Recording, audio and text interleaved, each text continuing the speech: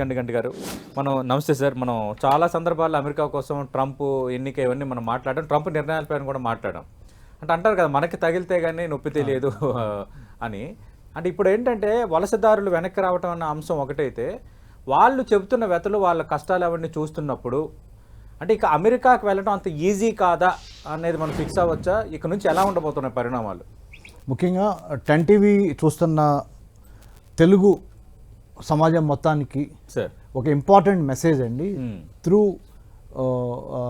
10 TV and మీ సాక్షిగా సతీష్ గారు, you are very senior journalist.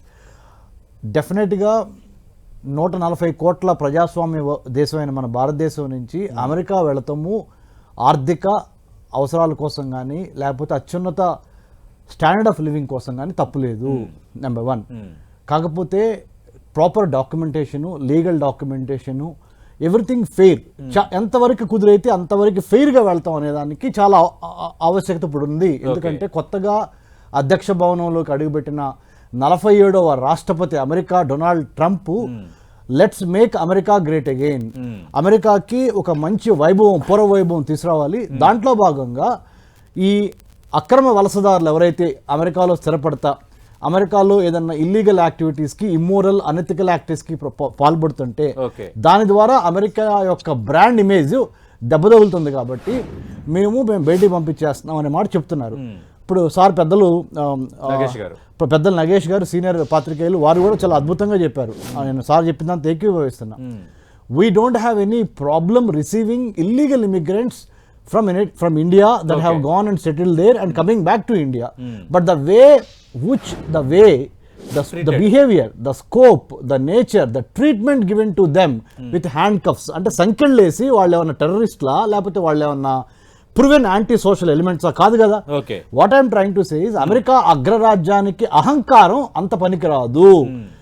భారతీయుడిని అంటే భారతీయత అనగా నేను ఏదో దేశభక్తి కోసము లేకపోతే ఒక పేట్రియాటిక్గా మాట్లాడుతున్న స్టాన్స్ వేరు, అది కాదు. నేను చెప్తున్నానంటే లా ఆఫ్ ద ల్యాండ్, అమెరికా యొక్క చట్టం ప్రకారం నడుచుకోవాల్సిన అవసరము భారతీయులతో పాటు ఏ దేశస్తులకైనా ఉంది. కానీ అమెరికా అధ్యక్ష భవనంలోకి వచ్చిన డొనాల్డ్ ట్రంప్ మన భారతీయులు ఎవరైతే అక్రమ వలసదారులు భారతీయులు అమెరికాలో ఉన్నారో వాళ్ళని పంపిన విధానం మటుకి అది which is totally I think condemnable. అంటే దాన్ని మనం ఖండించాలి.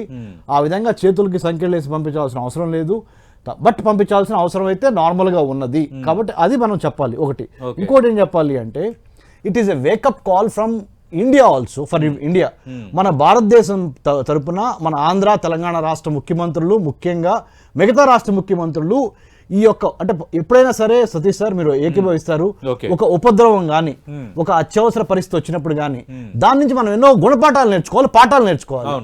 ఇప్పుడు నేనేమంటానంటే ICE immigration and customs enforcement agency, ICE department of homeland సెక్యూరిటీలో భాగమైన ఐసిఈ అంటే immigration and customs enforcement, ICE. ఆ ఏజెన్సీ అందరు లెక్కలు తీసుకొని అమెరికాలో ఉన్న 33 కోట్ల మంది జనాభాలో భారతీయులు అక్రమంగా వచ్చి ఇక్కడ ఉన్న వాళ్ళు ఎంతమంది, పాస్పోర్ట్ అయిపోయినా కానీ అమెరికాలో నివసించే వాళ్ళు ఎంతమంది, సరైన valid L1 visa, M1 visa, H1B, F1 visa, ఇలాంటి వీసాలు లేకుండా ఓవర్ స్టే చేస్తున్నాడు. అంటే కాలానికి మించి ఉన్న వాళ్ళని ఎంతమంది అని తీసేయటంలో తప్పులేదు. కానీ మనం ఏమంటున్నాం అంటే రేపొద్దున భారతదేశానికి 15,000 కిలోమీటర్ల ల్యాండ్ బోర్డర్ ఉంది, 11,098 కిలోమీటర్ల సువిశాల సముద్ర తీర ప్రాంతం ఉంది. ఈ 26,000 కిలోమీటర్లు దాటుకొని బంగ్లాదేశ్ నుంచి కానీ, పాకిస్తాన్ నుంచి కానీ, నేపాల్ నుంచి కానీ, శ్రీలంక నుంచి కానీ, మయన్మార్ నుంచి కానీ ఎవరైనా వస్తే మనం ఊరుకుంటామో? మనం ఊరుకోం. మన భారత ప్రధానమంత్రి కూడా ఊరుకోడు. కాకపోతే మనం వాళ్ళు ఏ విధంగా వెనక్కి పంపిస్తున్నాం అనే దాని మీద చర్చ. అది సంఖ్యలు లేసి పంపించాల్సిన అవసరం ఉన్నదా? మన భారతీయ హృదయాలకి దెబ్బ తగిలింది ఆ సెంటిమెంట్, అదొకటే. Absolutely, that's what I want to say. Right. అంటే ఇప్పుడు రమేష్ కండిగంటి గారు ఇక్కడ ఒకటి సరే అంటే ఈ నిర్ణయం అనేది ఇంక ఎల్లకాలం ఉంటుందా అన్నది ఒకటి. రెండోది డాలర్ డ్రీమ్స్ అనేది మన చాలామంది కళ, ఎక్కువ మంది వెళ్తుంటారు. అలాగే మీరు అన్నట్టుగా టూరిస్ట్ వేసా మీద వెళ్ళిన వాళ్ళు, లేదంటే వేరే వేసాల మీద వెళ్ళిన గడువు ముగిసిన తర్వాత కూడా అక్కడ కంటిన్యూ అయిపోతున్న పరిస్థితి ఉంది. అంటే ఇక్కడ నుంచి అమెరికా వెళ్ళాలంటే ఎలాంటి జాగ్రత్తలు తీసుకోవాలి, ఎలాంటి వారికి అర్హత ఉంటుంది? సార్ నేను PhD ఇన్ అమెరికన్ స్టడీస్ చేశాను, అది మీకు తెలుసు సతీష్ సార్. అవును. Doctorate, American government, American politics, American foreign policy, అమెరికాలో చరిత్ర, రాజకీయాలు, విదేశాంగ విధానము, అమెరికన్ ప్రభుత్వంతో మనం ఎలా నడుచుకోవాలనే అంశాల మీద నేను పిహెచ్డి చేసిన వాడిగా ఢిల్లీ జవహర్లాల్ నెహ్రూ యూనివర్సిటీ నుంచి, జేఎన్యూ నుంచి మీ సమక్షంలో 10 టీవీ తెలుగు ప్రేక్షకులకు చెప్పేది ఏంటంటే, అమెరికా డెఫినెట్గా ల్యాండ్ ఆఫ్ ఆపర్చునిటీస్, అమెరికా డెఫినెట్గా ల్యాండ్ ఆఫ్ ఇమ్మిగ్రెంట్స్. అంటే ఎక్కువ మంది వివిధ దేశాల జాతుల సమ్మేళనం అమెరికాలో 150 దేశాలకు సంబంధించిన వాళ్ళు అమెరికాలో స్థిరపడి అమెరికాను తమ దేశంగా మార్చుకున్న వైనం కాబట్టి తప్పనిసరిగా అమెరికా వెళ్ళబోయే ముందల మధ్యవర్తులు, బ్రోకర్లు, టౌట్స్, అంటే వీళ్ళ మోజులో పడి, వీళ్ళ మాయలో పడి, వీళ్ళ ట్రాప్లో పడి వాళ్ళకి 40 లక్షలు 50 లక్షలు ఇవ్వటం మాని, కోట్ల రూపాయలు ఇవ్వటం మాని, దొంగ డాక్యుమెంట్లు, అమెరికా వెళ్ళాలనుకోవడం తప్పు కాదు, అమెరికాలో స్థిరపడాలనుకోవడం తప్పు కాదు, అమెరికాకి ఎట్లయినా వెళ్ళాలి తిమ్మిని బంపించేసి లేనిది ఉన్నదిగా చూపించి అనేదే తప్పు. సో ఆ మైండ్ సెట్ మార్చుకోవాల్సిన అవసరము మన భారతీయుల్లో కొంతమందికి తప్పనిసరిగా ఉన్నది. ఎందుకంటే if you go according to the law of the land, any land on this planet earth would welcome everybody, because Indian talent is definitely proven. STEM courses, science, technology, engineering, mathematics and medicine లో భారతదేశానికి సంబంధించిన యువత డెఫినెట్లీగా they are doing very well in the global standards. That's why అమెరికాకి భారతీయుల్ని తీసుకోవటం అనేది అమెరికాకి ఒక రకమైన ఆవశ్యకతగా మారింది. భారతీయులు లేకుండా, భారతీయ మేధో సంపత్తి లేకుండా అమెరికా అగ్రరాజ్యంగా ఇంకా ఉండలేదు అనేది తేటతెల్లమైంది. కాబట్టి మనం కూడా ఏం చేయాలి అంటే, మన వైపు నుంచి ఒక చిన్న సజెషన్ ఇస్తాను సార్ మీ అనుమతితో. ఆంధ్ర రాష్ట్ర ముఖ్యమంత్రి గారికి, తెలంగాణ రాష్ట్ర ముఖ్యమంత్రి గారికి, ఇద్దరు ఐటీ మినిస్టర్లకి, ఎవరైతే మన ఆంధ్ర తెలంగాణ నుంచి అమెరికా వెళదాం అనుకుంటున్నారో ఆ లిస్ట్ ప్రిపేర్ చేయడం దగ్గర నుంచి ఒక పాలసీ ఫ్రేమ్వర్క్, ఒక ప్రభుత్వ విధి విధానం తీసుకొచ్చి ఒక రెస్పాన్సిబుల్ ఇన్స్టిట్యూషన్ ని క్రియేట్ చేసి దాంట్లో కొంతమంది పెద్దవాళ్ళు, సీనియర్ జర్నలిస్టుల్ని, సీనియర్ అకాడమిక్స్ ని, సీనియర్ ఫారెన్ అఫైర్స్ లో స్పెషలిస్టుల్ని, గవర్నమెంట్ ఆఫీసర్ని ఒక టీం తయారు చేసి ఆ టీం మానిటరింగ్, ఆ టీం అబ్జర్వేషన్, ఆ టీం గైడెన్స్.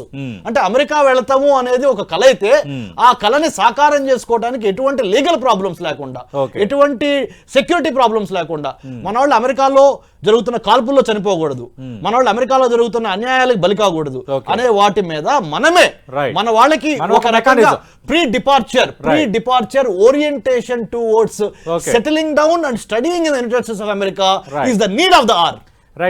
సతీష్ సార్, ఒక్కటి పెద్దలు నగేష్ సార్ కూడా సీనియర్ జర్నలిస్ట్ గారు చెప్పిన అంశాలతో ఏకీభవిస్తా. ఆంధ్ర తెలంగాణ రాష్ట్ర ముఖ్యమంత్రులకి మన 10 టీవీ ద్వారా ప్రజాహితం కోసం ఒక 2 పాయింట్స్ నేను సజెస్ట్ చేస్తున్నాను సార్ పెద్దల సమక్షంలో. అమెరికాలో ఇండియాలో పుట్టాను, అమెరికాలో చదువుకున్నాను, అక్కడ టీచింగ్ చేశాను, ఇక్కడ టీచింగ్ చేశాను. Right now I'm running A think tank, centre for human security studies, మీకు తెలుసు అది. గత 12 ఏళ్లుగా చాలా కృషి చేస్తున్నాం మేము ఫారెన్ అఫైర్స్, ఇంటర్నల్ సెక్యూరిటీ మీద. దీన్ని దృష్టిలో పెట్టుకొని ఒకటి సజెస్ట్ చేస్తున్నాను సతీష్ గారు. ఏంటంటే ముఖ్యంగా అమీర్పేట, సికింద్రాబాదు, ఇక్కడ మన హైదరాబాద్లో వేరే ప్రాంతాల్లో మష్రూమింగ్ ఆఫ్, అంటే పుట్టగొడుగులు పుట్టుకొచ్చినట్టు ఎడ్యుకేషనల్ ఓవర్సీస్ కన్సల్టెంట్స్ పుట్టుకొచ్చారు. వాళ్ళందరినీ ఒక చట్టం కింద తీసుకొచ్చి వాళ్ళకి ఒక ఫ్రేమ్ వర్క్ చేసి వాళ్ళకి ఒక అసోసియేషన్ ఏర్పాటు చేసి, are they following the right kind of standards to send students abroad, what kind of universities are they in the United States of America, grade A, grade B, grade C, grade D, where to send, whom to send, why to send, all these things మీద ఒక monitoring mechanism ఉండాలి. అప్పుడు మనం students ఇబ్బందులు అరికడతాం. And Andhra and Telangana chief ministers in the past have successfully implemented a program to safeguard Gulf కార్మికుల సంక్షేమం కోసం మనం చేసిన సందర్భాలు ఉన్నాయి, మనం విజయం సాధించాం. It's not a rocket science. Now America వెళ్తానికి కూడా అలాంటి ఒక విధి విధానాలని, ఒక పాలసీ ఫ్రేమ్వర్క్ ని క్రియేట్ చేసి ఉన్న టెక్నాలజీని వాడుకొని, టెక్నాలజీ ఇన్ అబండెన్స్ నౌ. అంటే గతంలో మన గల్ఫ్ బాధితులు అనే వాళ్ళు ఇప్పుడు అమెరికా అబ్సల్యూట్లీ సతీష్ గారు, అమెరికా బాధితుల కోసము మనము ఒక టాస్క్ ఫోర్సా, ఒక జాయింట్ యాక్షన్ కమిటీనా, you give any name to it, but make sure that you have right kind of people in the committee or the organization. Make sure our students are not at the receiving end in the United States of America. Our H1B and also our people whoever are going dependents going on there should not fall into the trap of these quacks. Quacks ante touts ante mediators, telugu cheppalante మధ్యవర్తులు, బ్రోకర్లు. ఆ బ్రోకర్లు మాయలో పడి 40 లక్షలు 50 లక్షలు ఇచ్చి అమెరికాలో డాలర్ డ్రీమ్స్ ని కొనుక్కుందాము వస్తాము అంటే చేయకూడదు. ఇంకొకటి లాస్ట్ పాయింట్ ఏంటంటే sir, centre for human security studies తరపున మీ 10 టీవీ సాక్షిగా సతీష్ గారు మేము అమెరికా వెళ్ళి చదువుకుందాం అనుకుంటున్న విద్యార్థులు, లేకపోతే ఇంకా 15 దేశాలు ఉన్నాయి, ఇది government of India scholarship scheme sign చేసింది, ఫ్రీగా ₹1 తీసుకోకుండా మేము మీకు ట్రైనింగ్ ఇచ్చి మీ అమ్మ మీ నాన్న రక్త మాంసాలతో మీరు మార్టగేజ్ చేసి లోన్స్ తాకట్లు పెట్టి స్థలాలు పొలాలు 40-50 లక్షలు అమెరికాలో కట్టాల్సిన అవసరం లేకుండా రాజమార్గంలో government of India, government of United States of America, United States India education foundation అంటారు, అది ఫోర్డ్ ఫౌండేషన్ స్కాలర్షిప్స్ ఉన్నాయి, అబ్దుల్ కలాం స్కాలర్షిప్స్ ఉన్నాయి, నెహ్రూ ఫెలోషిప్ ఉంది, హ్యూబర్ట్ హంప్రీ ఉంది, IVLP ఉంది, ఇంటర్నేషనల్ విజిటర్ లీడర్షిప్ ప్రోగ్రామ్ అని ఎమర్జింగ్ లీడర్స్ కి ఇచ్చే గవర్నమెంట్ స్కాలర్షిప్ అమెరికా నుంచి. అది తీసుకొని నేను అమెరికాలో 15 యూనివర్సిటీస్కి వెళ్ళి వచ్చా. సో మా నాన్న ఒక వ్యవసాయ కూలి రైతు, అలాంటి నీనలగలేంది వేల మంది విద్యార్థులు. దయచేసి మీరు నకిలీ ఏజెంట్ల దగ్గరికి వెళ్ళొద్దు, ఓవర్సీస్ ఎడ్యుకేషన్ కన్సల్టెంట్ రావద్దు. మేము ఒక not for profit non governmental think tank centre for human security studies. Kannaganti Hanumanthu ముదిమనోడుగా నేను చెప్తున్నాను, మా ముత్తాతని కాల్ చంపారు సార్ బ్రిటిష్ వాళ్ళు, ఆ సాక్షిగా ఆ స్పిరిట్ తో చెప్తున్నా, మీరు ₹1 మోసపోవద్దు, రాజమార్గంలో విద్యను అభ్యసించండి. మీరు మీ తల్లిదండ్రులకు అమెరికా నుంచి డబ్బులు పంపించవచ్చు. Please come back to centre for human security studies. We are ready to serve you without taking a single penny. Sir Satish sir, సమయాభావం మూలన మీరు అమెరికా కానీ మన తెలుగు స్టూడెంట్స్ కి సూటిగా చెప్తున్నా, నా పేరు డాక్టర్ రమేష్ కన్నగంటి, మాది నాట్ ఫర్ ప్రాఫిట్ సంస్థ, research organisation centre for human security studies, MHRD government of Telangana. ఇక్కడ దాంట్లో మా ఆఫీస్ ఉంది, road number 25 Jubilee Hills, megastar Chiranjeevi గారి ఇంటి పక్కన. Okay, landmark. మీరు ఎవరైనా అమెరికా కానీ ఇంకో 15 దేశాలు, Australia, New Zealand, united Norway, Japan, Sweden, you name 15 countries. If you wanted to go and study for free of cost on merit basis, there are government scholarships available. I and my team consisting of 30 to 40 IAS IPS officers and many technocrats, we have come together. We will help you without taking loans from the banks. You don't need to mortgage your homes or your plots. Don't give pain to parents. అమ్మా నాన్నలు ఇబ్బంది పెట్టొద్దు, రండి, మీ కడుపులో కసుండి చదువుకోవాలనే శ్రద్ధ ఉంటే governmental scholarships ఉన్నాయి 15-16 దేశాల్లో, including United States of America చదువుకోవడానికి ఫ్రీగా మేము మీకు ట్రైన్ చేస్తాము.